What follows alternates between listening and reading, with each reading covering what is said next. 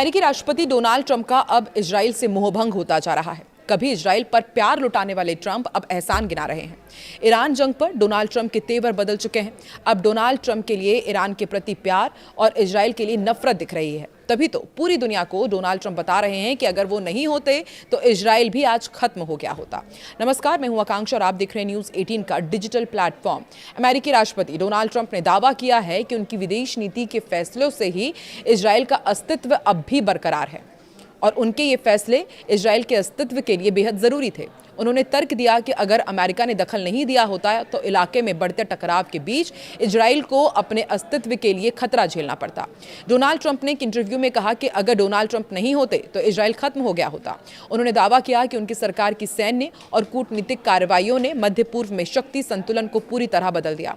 उन्होंने अपनी बात को सीधे ईरान परमाणु समझौते से पीछे हटने के अपने फैसले से जोड़ा, जिसकी उन्होंने बार बार बुनियादी तौर पर खराब होने के लिए आलोचना की थी।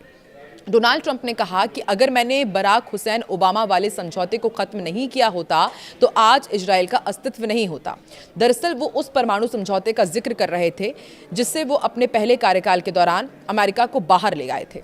डोनाल्ड ट्रंप ने ईरान के परमाणु बुनियादी ढांचे को निशाना बनाने वाले अमेरिकी सैन्य अभियानों की तरफ भी इशारा किया और कहा कि पश्चिम एशिया तनाव को और बढ़ने से रोकने में ये निर्णायक साबित हुए। उन्होंने कहा कि B-2 बॉम्बर्स ने अपना काम किया। वो उन हवाई अभियानों का जिक्र कर रहे थे जिनके बारे में उनका दावा था कि उन्होंने ईरान की परमाणु क्षमताओं और सैन्य तैयारियों को काफी कमजोर कर दिया था। ट्रंप के मुताबिक इन सभी कदमों ने मिलकर एक जरूरी दखल का काम किया ताकि इलाके में बड़े पैमाने पर तबाही को रोका जा सके। खासकर ईरान और इजराइल के बीच बढ़ते तनाव के माहौल में डोनाल्ड ट्रंप की ये टिप्पणियां अमेरिका और इजराइल के बीच बढ़ते तनावपूर्ण रिश्तों के बीच आई है। ईरान डील पर अमेरिका और इजराइल के बीच तनातनी जग जाहिर हो चुकी है। डोनाल्ड ट्रंप ने डील में ईरान की उन सभी बातों को मान लिया जिसका विरोध इजराइल कर रहा था। वहीं अमेरिका और ईरान के बीच युद्ध खत्म होने के बाद अब दुनिया में नई बहस शुरू हो गई है। सवाल पूछा जा रहा है कि इस पूरे संघर्ष का सबसे बड़ा रणनीतिक फायदा क्या चीन को मिला है। एक तरफ अमेरिका को समझौता करना पड़ा, दूसरी तरफ चीन ने खुद को शांति का समर्थक दिखाया, ऊर्जा संकट से भी बचा रहा। इसको भी आपको समझाते हैं। देखिए, अमेरिका और ईरान के बीच डील हो गई, अब शांति है। सवाल यही कि इस पूरे संघर्ष का सबसे ज्यादा फायदा किसे मिला है। इस पूरी लड़ाई में चीन को बड़ा फायदा होता दिखा। अमेरिका और ईरान इस दौरान लड़ते रहे लेकिन चीन बिना गोली चलाए दुनिया में अपनी ताकत बढ़ाने में जुटा रहा। जब 28 फरवरी को अमेरिका और इजराइल ने ईरान पर हमला शुरू किया था तब चीन को डर था कि कहीं ईरान की सरकार भी वेनेजुएला की तरह गिर ना जाए। लेकिन करीब 4 महीने बाद तस्वीर पूरी तरह बदल गई। ईरान की सरकार बची रही, अमेरिका को समझौता करना पड़ा और चीन खुद को शांति का समर्थक बताने में सफल रहा। और सबसे दिलचस्प बात यह रही कि अमेरिकी राष्ट्रपति डोनाल्ड ट्रंप ने भी चीन के राष्ट्रपति शी जिनपिंग की तारीफ कर दी। G7 सम्मेलन में ट्रंप ने कहा कि चीन पूरे युद्ध के दौरान तटस्थ रहा और उसने ईरानी बंदरगाहों पर अमेरिकी नौसैनिक नाकाबंदी को चुनौती नहीं दी।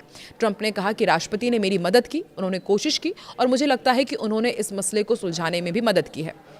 दरअसल युद्ध के दौरान चीन ने एक संतुलित रणनीति अपनाई। उसने अमेरिका और इजराइल के हमलों की आलोचना की लेकिन ईरान से तेल खरीदना भी जारी रखा। साथ ही अमेरिका, खाड़ी देशों और ईरान सभी से बातचीत के रास्ते खुले रखे। इस दौरान कई बड़े नेता भी चीन पहुंचे। इसमें खुद डोनाल्ड ट्रंप, ईरान के विदेश मंत्री अब्बास अरागची और पाकिस्तान के नेता भी शामिल हैं। और एक्सपर्ट्स भी मानते हैं कि इससे चीन ने दुनिया को ये संदेश देने की कोशिश की कि जब दूसरे देश युद्ध में उलझे हैं तब वो बातचीत और शांति की राजनीति कर रहा है। युद्ध के दौरान दुनिया भर में तेल संकट की आशंका पैदा हो गई लेकिन चीन पर इसका असर दूसरे देशों की तुलना में कम पड़ा। इसकी वजह उसके बड़े रणनीतिक तेल भंडार और इलेक्ट्रिक वाहन और ग्रीन एनर्जी पर किया गया निवेश माना जा रहा है। एक सवाल ये भी पूछा जा रहा है कि क्या अमेरिका की ताकत कमजोर पड़ रही है। तो रिपोर्ट के मुताबिक चीन में अब इस बात पर भी बहस छिड़ गई है कि क्या ये युद्ध अमेरिका के लिए वैसा ही साबित हुआ जैसे 1950 के दशक में स्वेज संकट ब्रिटेन के लिए था। दरअसल इस संकट के बाद दुनिया में ब्रिटेन का दबदबा कमजोर पड़ गया था। चीन के कई एक्सपर्ट्स का कहना है कि ईरान युद्ध ने यह दिखा दिया है कि अमेरिका पहले जैसा सर्वशक्तिशाली तो रहा नहीं है। युद्ध के दौरान उसके कई पारंपरिक सहयोगी भी खुलकर साथ नहीं आए। इससे अमेरिका की अगुवाई वाले गठबंधन में दरारें साफ दिखाई दी। वहीं अमेरिका और ईरान के बीच हुए युद्ध विराम समझौते के बाद अब दोनों देशों के रिश्तों में आने वाले दिनों में कई बड़े बदलाव देखने को मिलेंगे।